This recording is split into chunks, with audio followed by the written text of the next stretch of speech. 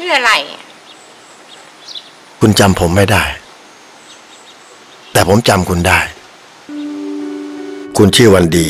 สามีชื่อบุญส่งคุณเป็นคนรักต้นไม้ชอบสีฟ้าใส่รองเท้าเบอร์ 6ขี้หนาวแต่ชอบกินน้ำเย็น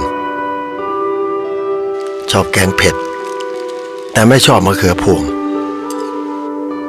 แล้วเวลากินข้าวคุณจะต้องฟังเพลงนี้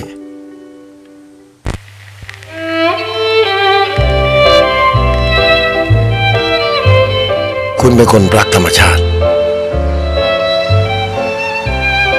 เส้นตื่นมีระเบียบรักความสะอาดตลกขี้บ่นขี้งอน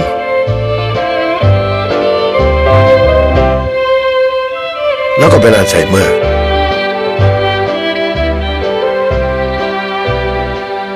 คุณแต่งงานวันที่ 6 กรกฎาคม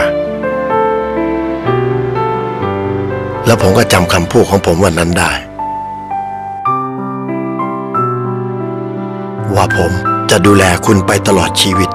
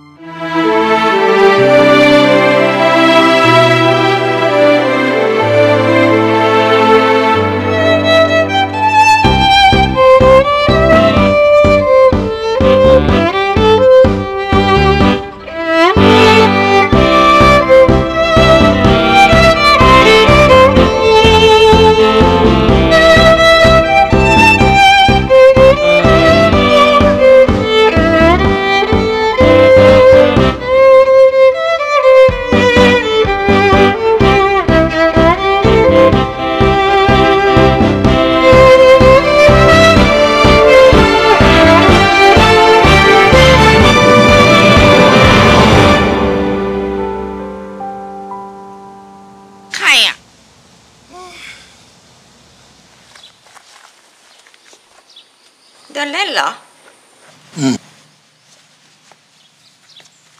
ไม่เหนื่อยเหรอ